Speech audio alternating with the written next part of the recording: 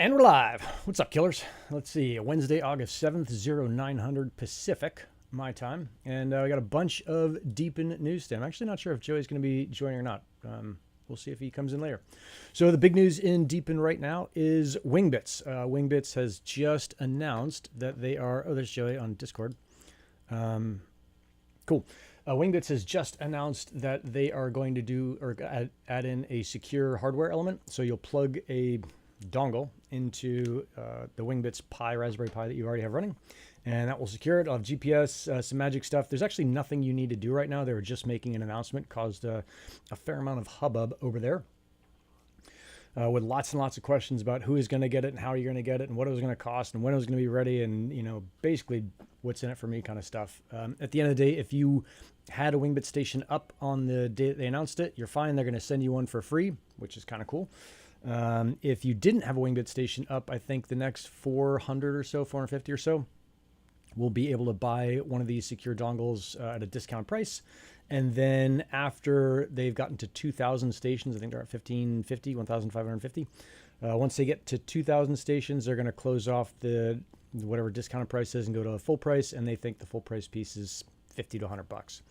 That was kind of what I gathered out of the whole thing yesterday. So if you already were in Wingbits, great, good for you. If you weren't, it's going to cost you a little bit if you want to get in. What's up, BFG? What's up, Travis?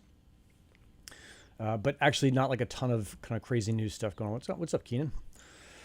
Let's see.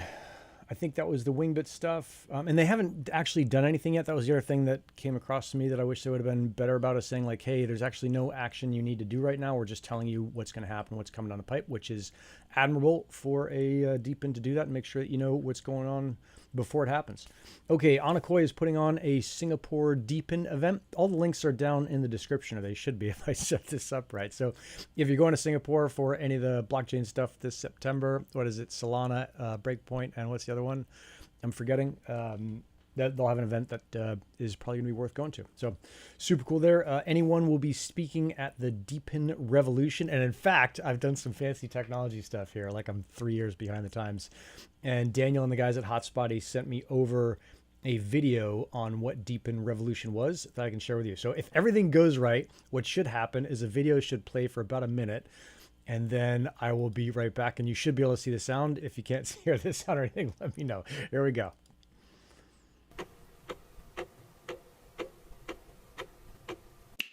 You're early.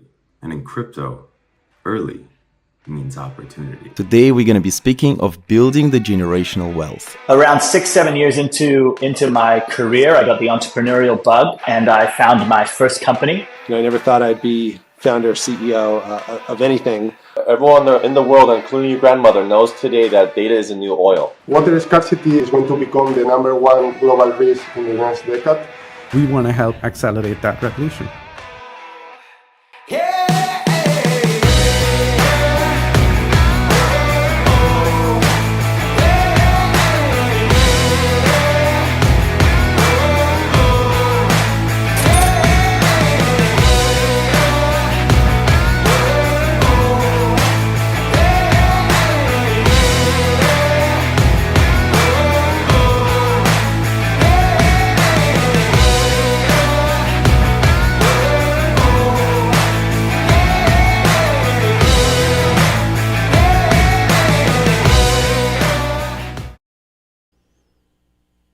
All right, so that was it. Hopefully the video came through, and that was pretty clear. It took me forever last night to figure out how to play a video. So let me know if you guys heard the sound there. And if you do that, it's an online event. I think it's $196 for a couple of days. And if you use Gold Hawks at checkout, it's 50% off. I think you should expect to see a ton of those coupon codes out there. So if you don't use that one, use another one. Great. It's not super important to me to use it. It's just a way to get a 50% discount. And then we get some kind of kickback for that, just like everyone did. Oh, right on, Keenan. Thanks for letting me know the video worked. Okay, so that's what's going on with the DePIN Revolution thing. I thought that was pretty cool. There's no Helium logo. Maybe they forgot it. I think they'll put it up on their YouTube soon enough. Actually, they may already have. Let's see. So that's Anyone is going to be speaking at that, which will be super cool. Those guys do a good job of speaking. I like how the Anyone team prepares for stuff. There's a lot of folks in this space, including this guy, that sometimes will just wing stuff on the fly, and those guys just take their time, prepare stuff, make sure it's good. So it's worth doing. Oh, the mic is now quiet. Let's see. Huh. Oh, maybe if I... No, that's the volume. The gain should be here. Yeah, let me know if the mic is still quiet. It should be pretty good. Let's see, Threefold. I wanted to make sure you guys had seen Threefold. I've talked about it a little bit in the AF channel on Helium is DePIN. Nice. I got to put that on here, Keenan. I want to make sure you guys had seen Threefold. They're kind of heads down doing some behind the scenes work right now. But I think it's pretty cool. I've been running a node in my closet for a while, and they're pretty easy to do. If you've got whatever it is, Raspberry Pi up to some fancy super mega machine, you can use that stuff on there. I think this kind of stuff is worth doing. And what catches me about Threefold, I'm obviously, hopefully not, maybe not obviously, they're a client of Goldhawk's, but also the fact that they are just super nerds. And I really like that. They had built kind of the original cloud for the internet. So unlike a couple of the folks out there who are fairly new to this, me included, only been in DePIN in the past couple of years. Since 2020, I think Neil beat me by a month to this Helium thing. Keenan, I'm not sure where you are. We were looking the other day on Discord and going into Helium, and you can't say Googling, but searching your first post in the Helium server. And it was cool to see the folks who are in the GK server, kind of what their first posts were. And all of us were just like, what's going on? Ouch, my ears. All right, well, I'll turn it back down. Okay. So that's Threefold stuff. If you want to build a node, the link's down in the description. Wi-Fi DABA. I think I got the email last week and may have talked about it, but I saw another one come through. They've got merch shipping out on the way. So if you got a Wi-Fi DABA hotspot, you should get some merch in the mail. I'll put some on for this show if I ever get it, which would be super cool. And then they're doing the Zeely airdrop and the LFG launchpad stuff. So all of this stuff is, I don't think there's anything in the announcements here that you couldn't get if you just looked around for about an hour on various Discords. So I wanted to make sure that this went out there. And what is supposed to be happening on this one is this is also supposed to be streaming to Twitter. So this should be live on Twitter as well as on YouTube. That was the other like super fancy thing I did, but I may have broken the whole thing, so who knows?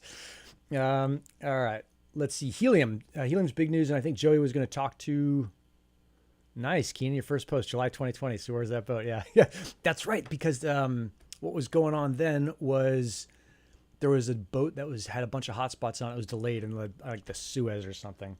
It's kind of cool to go back and just see where we all started.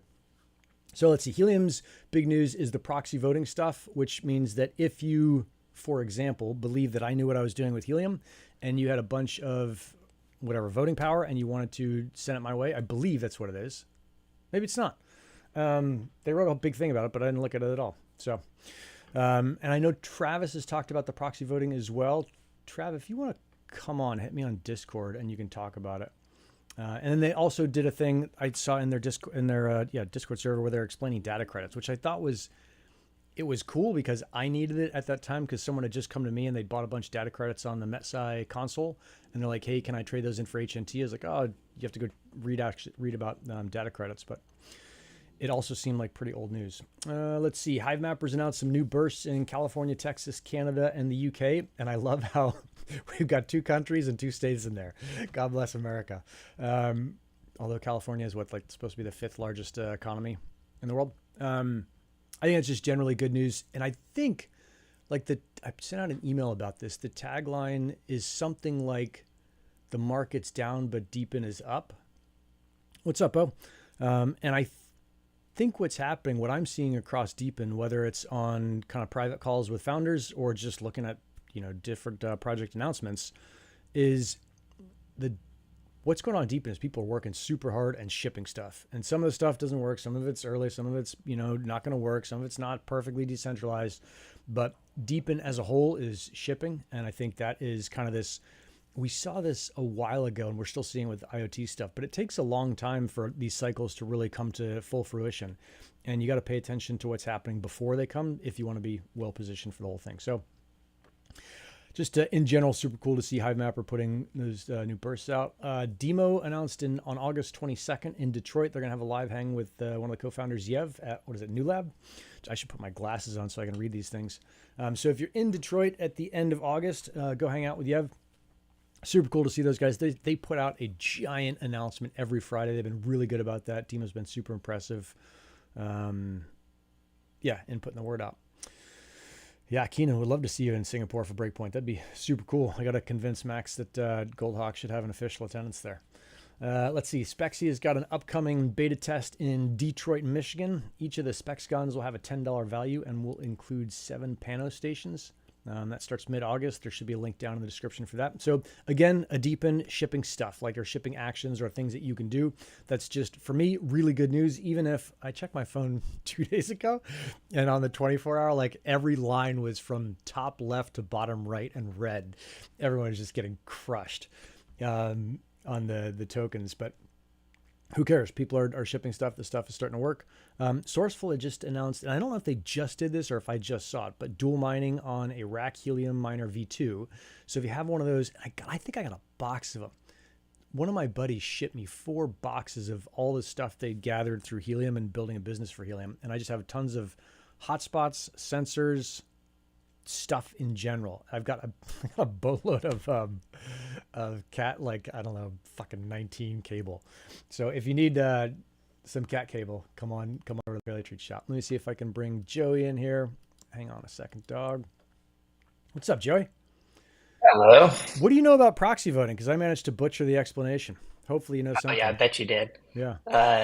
Okay, so stop me if you've already talked about this, but proxy voting is effectively designed to make sure that when votes go out, that there's enough of a participation from a vote weight standpoint to make sure that we don't see governance attacks on the network.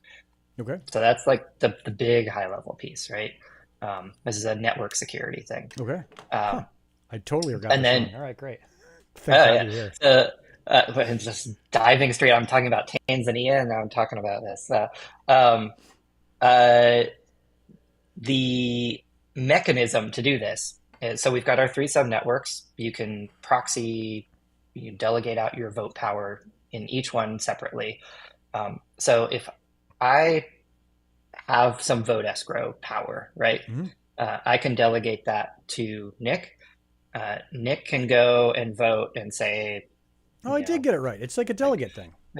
Yeah, exactly. Oh, shit. But there's some cool little mechanisms in here too. So you can vote on whatever you want, right? But you could also say, like, you know what? Just in case I don't go vote, I'm going to delegate my vote power and Joey's via me to Max.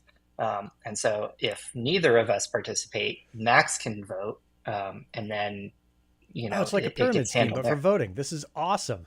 Voting power trickles down. It fail over. So the really cool thing, so you do this sort of chain of responsibility of who votes, right? But if I say, you know what, I'm going to disagree with Nick and Max, I can go and vote without pulling back my vote power. I can just override my little portion of that overall so if Max votes for chocolate and you wanted vanilla, you can then go back and be like, actually, no, Max, I'm not going to let you do that. So it's more like letting people do work for you if you don't have the time, but you still retain the control to change it if you don't like what they say. Perfectly said. Yep. Badass. God, well, I got it close to right, but thank God you're here. Yeah. And then the key piece here is on the network side, we need people to go and create profiles to say that I want to manage votes for people.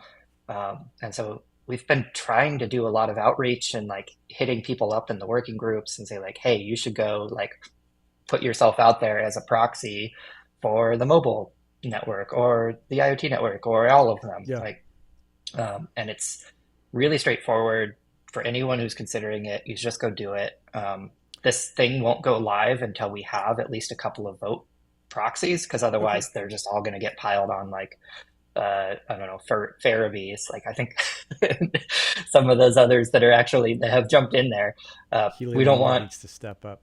Dude, I don't exactly, know who Lord is. I feel like I should, and I feel like I probably do, but I haven't connected their Twitter handle to the person. So. Yeah, well, apparently we've crossed paths with them at some point. So they were at like the Austin Helium house. And then Travis had said something about this IoT proxy or a proxy. He'd sent me just before we got on here, and it looked pretty cool. He had a super cool name for it, so I'll let him break that news. But okay, so folks are into this proxy thing and doing it. Cool. Yeah. So it's I think it's been through audit. Like I think it's pretty much rolled out at this point, but won't be activated until we see like a threshold of people with the profiles on there. Okay, so that's and then really you the just big proxy push. no if you want to do it with a 619. There you go. Yeah. I mean, we need both, right? Like if you just want to say no to everything and that's what you were going to vote on anyway, then like go put it to a proxy that's going to do that for you. Like put it on autopilot. Yeah. Love it. Yeah. Love it. Hey, do you have any of the old V2 racks laying around? Are you going to do this Srcful dual mining thing? Oh, I'm going to have to. Yeah. Okay. I've got a Raspberry Pi right in front of me. So those things used to be fucking gold, and now I've got like a stack of them. Pies? Yeah. Oh, yeah. They were like what, $400 or $500 on eBay for a while. Yeah. Nobody could get Raspberry Pis. Just send me them. Let's see. So I've got something else that I saw that was cool. Let's see if I can get this thing to pop. The WeatherXM has been at the Olympics. So that was super cool. I saw these pictures last night. Yeah, they just put a bunch of pictures out. I only have the one because I thought this was just cool enough and it made the point. But neat to see a DePIN at the Olympics. Like it's this nice signal that DePIN projects are building and shipping stuff. And that's what matters. Yep. And they may not get it right. I mean, like my WeatherXM back here has been going offline. I don't know what happened to it. I changed the batteries. And so I look at that, like, none of this means that these projects are now perfect and ready for, Amazon Prime Time. But it just means they're shipping, they're getting better, and they're entering into the real world. There's people that saw that thing that have learned about DePIN that wouldn't have known about it had it not been there. So that's super cool stuff. It'd be cool to see if those WeatherXM stations show up in like press photos or something of like an athlete, but then there's a little WeatherXM in the corner.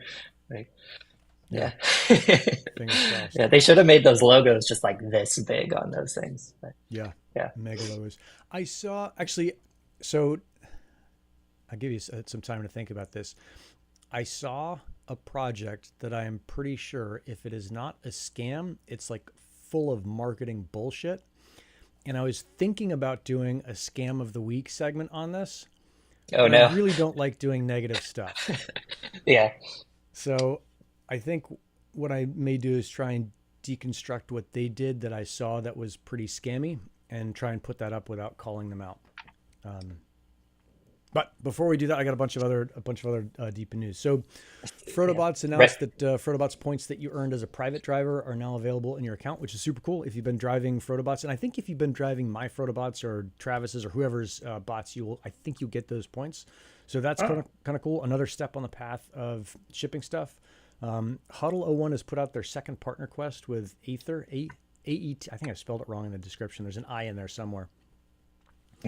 But it's, again, super cool to see those guys crushing with that. MapMetrics, which I gotta be honest, I hadn't touched their thing in a while. I've just been sitting up on my little 3D printer enclosure for like 8 months. And I plugged it in the other day and turned it on and drove around with it and seeing what happened. But they're launching a purple edition of their SPT because to celebrate their launch on Peak. So again, like I'm kind of platform agnostic. I don't care if it's Solana or Peak or IoTex. Those are obviously the big three. Doesn't matter to me as long as DePIN kind of wins overall. That's the big play for me, and seeing that happen is super cool. Let's see. We talked about we got two more things, Joey, and then you and I can just shoot the shit. We talked about the DePIN Revolution, August 23rd, 24th. You missed this like superior technical ability that I had to get a fucking video to play in this thing for an entire minute. So that was super cool. And that's an online DePIN thing.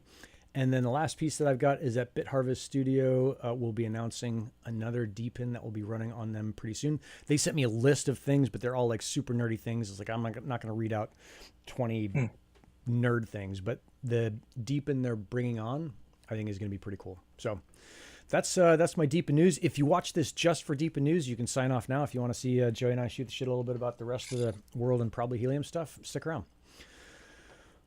Okay. Yeah. What do you got, Doug? Cool. Well, you mentioned WeatherXM, and they had a thing this past week. I think yeah, time is just a blur for me. So this is old news. Stop me. But they did this thing with Swissborg as an exchange in Europe where they like raised a bunch of money from individual folks that said like, hey, I can't buy a full WeatherXM station, or like I just want to throw in a couple bucks and like get a portion of this like pool. I'm not quite sure the mechanics there, but they bought a bunch of WeatherXM stations. These are the Helium enabled ones, and they're going to go out all across the world and deploy these on farms to like provide weather data to these farmers. And then all of the people that paid for this hardware, that made the investment to like make this happen, that they get the rewards from the gateway, right? Did I get that right? Yeah, pretty close. Or at least close enough. So yeah, you buy a gateway. I think, what is it? Would WeatherXM put up half the money for the gateways to make them cheaper or not? I mean, the overall intent was to make it so that we could get gateways deployed around the world in different and new places, and specifically places that might not be able to afford a $300 or $400 weather station. And there's a lot of talk about like, oh, these weather stations are overpriced. I can get the same thing for $200. And like, go for it, do it. I got the same thing for $200, and I put it up on a place, and I connected it into Helium, and it's running cheaper, but it's a pain in the ass, and it makes me nothing. If it actually costs me something, so I think this. You also had to like build a ton of custom hardware to like convert FSK to LoRaWAN and all that other stuff, right? There was some. Well, no, because Seed has a LoRa. I think they have a LoRaWAN piece that you can just put the station directly on Helium, but then you pay the DC for it. And weather stations consume a lot of DC, especially if you want as much information as frequently as I would like. So yeah, so the idea was like, hey, you put in your money, and then wherever the station goes out, you'll get part of the reward stream for it. So super cool. Let's see, what's Neil's thing? Have you seen these? The entropy guys reached out to me, and they're like, hey, you should do this entropy. And I just thought, I was like, it looks like fun, but it also looks kind of jokey. And I was wondering if that was your scam of the week. No. Entropy is not my scam of the week. No, the scam of the week is like, let me see if I can. Maybe just talk about red flags. Red flags, yeah. So red flags is their hardware clearly has flaws with it, that if you are any kind of expert in, and not even an expert, if you pay attention to that realm, you would instantly see like, oh, this thing can't correctly collect data because of like in the way they set it up in the pictures. You're like, well,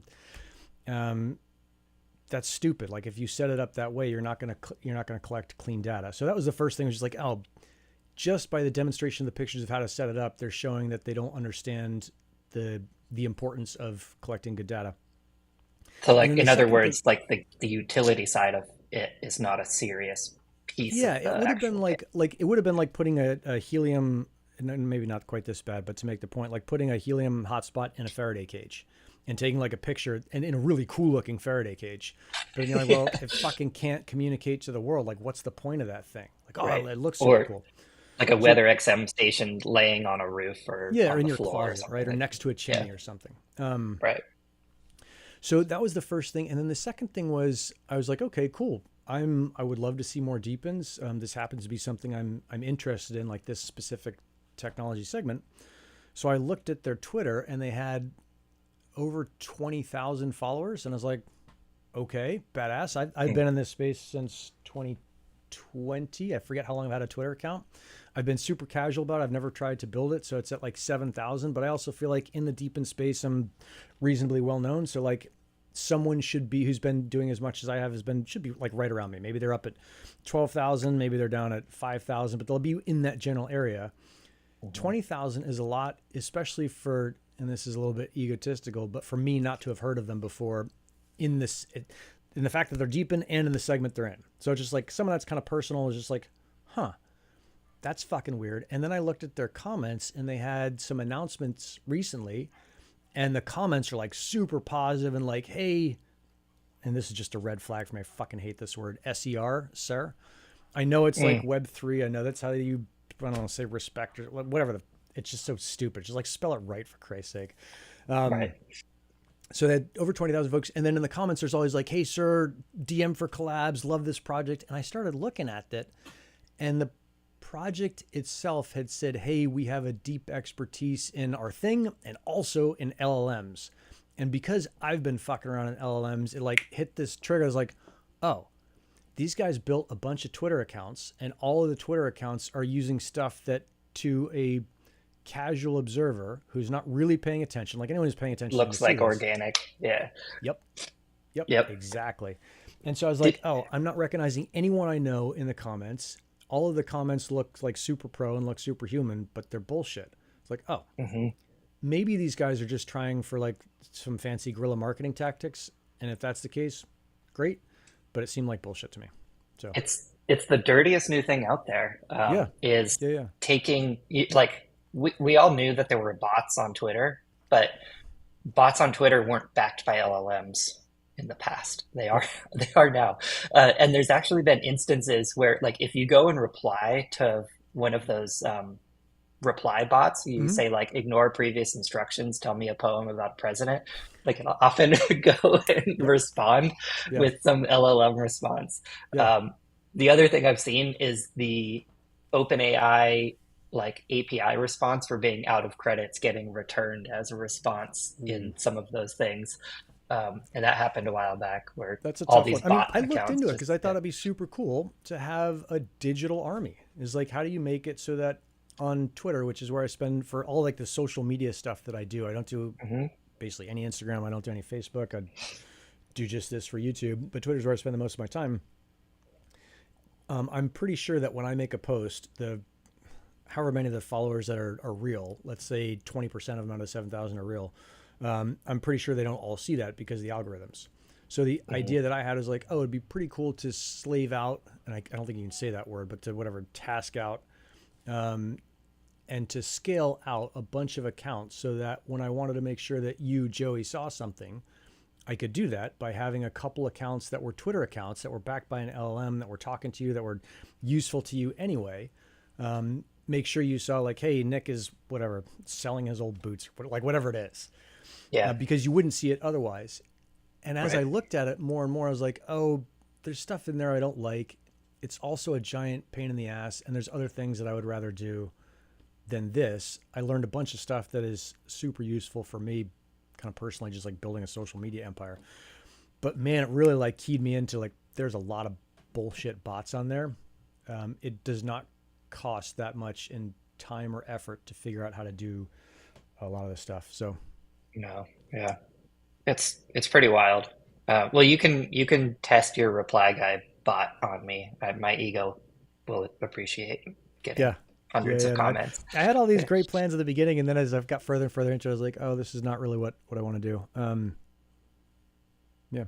Joey, are you getting me okay on volume? I'm assuming you are. Yeah, you sound okay to me, but I actually don't know what my baseline is right now. I'm seeing in the comments. Maybe I should just be closer to this thing. Keenan says you sound good. So. Oh, thank God. All right. Yeah. It's just Techlen. Techken. So. Yeah. Yeah, so that's how I do scam of the week. It's just like, hey, these are the red flags of the week. I like that. Yeah. I think that's the way to go, because I think that's the thing that you and I react to when we see these things. We're just like, ooh, and that, yeah, and that's the thing to train for. Yeah, I'll put that down in here in my little template thing, red flags of the week. I think this is the other thing that I just got to get over it, is that and you and I have been around this so long, and there's a core of folks who are watching this, who've been around it so long that stuff does seem apparent to us. But I think there's a lot of new folks coming in here who are psyched on DePIN and want to learn, and they're kind of thinking, oh yeah, I could be early, and they see this thing that they think no one else has seen. Like I've literally seen this happen as a buddy of mine who just got into DePIN, sent me this project, and it's like, oh, you're not sure of the red flags to look for. Like we're with a minute of research, I was like, nope, this is a BS project. For him, he's thinking like, oh my God, I might actually get in like way earlier than anyone else and crush with this one. So could still be the case if the marketing is good enough, I guess. Yeah, right? I mean that's the downside, is that sometimes the crooks win. Oh, Kevin's gonna make a red flag of the week graphic. Kevin, I was gonna like clean all this stuff up because I've really got to make sure that the stuff I'm doing at Gold Hawks comes through on this side. So I got to put like sponsored by Gold Hawks or sponsored by DePIN State here. You can just like flash the thing. It'll have like a little like pollen rug really tie the room together. Like, yeah. I'll get a rug. Maybe we'll get a rug in the middle. Although I'm not sure if I want to put that out there. It's like, the rug king talks again. Max will back me on that. I know he will. Yeah, God knows he loves the pollen rug jokes. Yeah. So, yeah. What else is going on in Helium Land? Technical director. Or do you have a new title now? Or are you still technical director? Same title, senior technical director.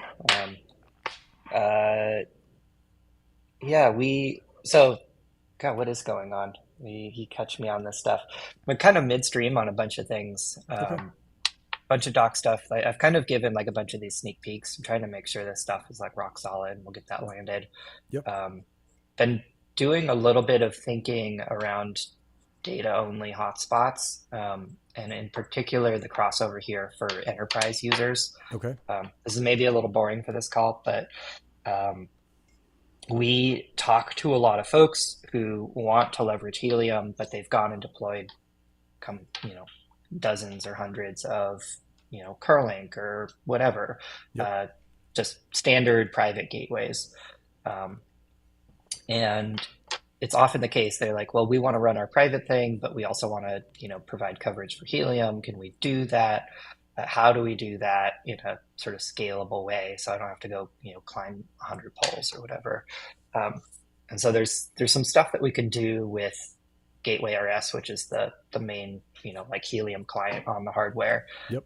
Where we should be able to multiplex it, so you could have like one cloud instance as a data only provider, providing the connectivity into Helium for like 100 or more gateways.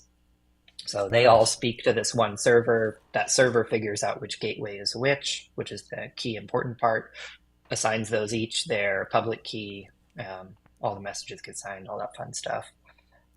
When you're doing your multiplexing, if you can just slide in the ability for Meshtastic to just multiplex away there, which has nothing to do with Helium, I know it's something that would be super cool for a lot of the Meshtastic folks. And I know multiplexing was like the big thing there, as we all have these antennas up anyway. Those aren't LoRa payloads. They're not LoRaWAN payloads, so they wouldn't get picked up by the packet forwarder, right? You'd have to get in before that. No, you're right. So it's the same antenna because it's the same frequency, but it's a different whatever protocol, and that's like the classic beginner mistake. Yeah. Foundation. Here's BFG. I'll stir the pot a little bit.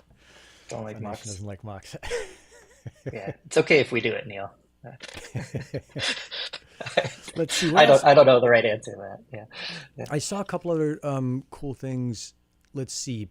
Paleotreats is moving storage facilities, and so we're going into a new one. And it just made me think, as we go into a new one, the old one was this warehouse it's the kind of deal that I usually like, where it's like one dude got a warehouse. He stores a bunch of heavy machinery there. He had like an extra couple hundred square feet. I found him on Craigslist, and so he just put like a bunch of Paleotreats insulation stuff in there, which is what we ship with. But over the years, his stuff has kind of moved my stuff out, and it's getting like a little sketchy. And there's a bunch of folks coming in there who I don't know, and our stuff isn't being treated as well as it used to. So it was like a cool bro deal, but now it's going away. And so we're moving into this new storage area, and it made me think. The new storage area is like a standard thing. You go find it on the internet. It's your own little garage. No one else is supposed to have access to it, etc. But it's like, there's pretty clearly a case here for a Helium sensor setup for a storage thing, where it's hey, did anyone open my door? What's the temperature in there? What's the humidity? Like really basic stuff. What's the humidity in there? What do I need to pay attention to? And then if they have internet and I can jump on it, can I just put a gateway in there and provide my own coverage to that storage facility? And then, wanting to make everything awesome, go to the facility manager and be like, hey, why don't I just put a hotspot on your roof? I'll cover my space. And then anyone else you want to sell the sensor package to, you could. So I just think it's like constantly applying what we've learned in Helium and then applying it to kind of real world examples. Yeah. So you're doing like packaging in a storage. This isn't like cooking stuff. Correct. Yeah, isn't it like so? Yeah. When we send out cookies at paleotreats.com, they'll go into an insulated box. And kind of a side note, I think if you go to, I think it's paleotreats.com/perishables, or if you look up like Paleotreats and perishable shipping, we've done a whole blog series on how to ship perishables. So if you've ever wanted to figure out how to do that, there's some really cool videos, and this is all from before I was in Helium. So you'll see like my early video technique. But we put it in an insulated package with a gel pack, and it's packaged up this certain way because our stuff is perishable. It'll melt in the sun. And so we've got to store all that insulation somewhere. It doesn't matter if the insulation gets hot or cold or whatever, as long as it doesn't get damp, as long as it's dry. And so that gets stored in a separate building, separate location than the food. And usually I'll go down once a week, once every 2 weeks, get the insulation we need, bring it up to the office so we have enough to ship that week, and then we ship everything out. But if it gets, humid in there, or in the old place, I didn't worry as much. Like it was just, I had a good vibe for it, and that vibe is reversing. And the new place, I've heard like storage places get broken into. Now, I can't imagine what a thief thinks when he rolls up the garage door, like, oh, I'm going to get this thing. It's like, oh yeah, there's like, $3,000 worth of 1-inch thick insulation. Like, have fun with that. Yeah. So, Yeah. Oh, well, that's cool. So like, yeah, I think the door open close stuff, like that's like a great metric just to like throw on a, dashboard or whatever. Temperature, humidity, like obvious choices. Yep. I guess whereas the other place I was going in my head is like, could you do like an ultrasonic or something from the roof so like how big your stack is, or like does that sort of thing make sense? No, because they come in big boxes. But I like that kind of thinking where it's like, what is important to monitor? And this is another thing, total shift here, is as we think about the AI boxes that go into the house, so this big private AI that I put in, what is it that's valuable enough to figure out to do with the technology? Whether that technology is Helium and LoRaWAN, whether it's WeatherXM, whether it's AI. Like those are the constant kind of business questions. And one of the things that my buddy and I were talking about this morning is, where is like the database of my life? And the funny thing is that Facebook and or Twitter probably has more centralized data on me than I have about myself, right? Like I know where my passport is. I know where my whatever, 12, well, not like I would put 12 words in a database, but I know where like all these different things are. And it would be pretty rad for a few reasons. If I get hit by a bus, someone, my wife has access to my database. It's like, oh, well, I'll just fix all this stuff. And this happened to us recently. We had a family member pass, and like just going through all of that stuff it's a pain in the ass, and nobody wants to do the work. Like I don't want to do the work right now to fix that. But it was this idea that if you have a database of your life and it's private, and then you can hook it into an AI, what kind of problems could that solve? And in the same way, like, okay, we've got this global LoRaWAN. What problems can you solve with a global LoRaWAN in any aspect of your life, whether it's personal or business stuff? Yep. So, yeah, well, that's cool. Like you get all that data, feed it into your AI, help it make decisions for you, keep track of stuff. Makes sense. Yeah. I mean, like even silly stuff that we think of as doing now, like frequent flyer miles.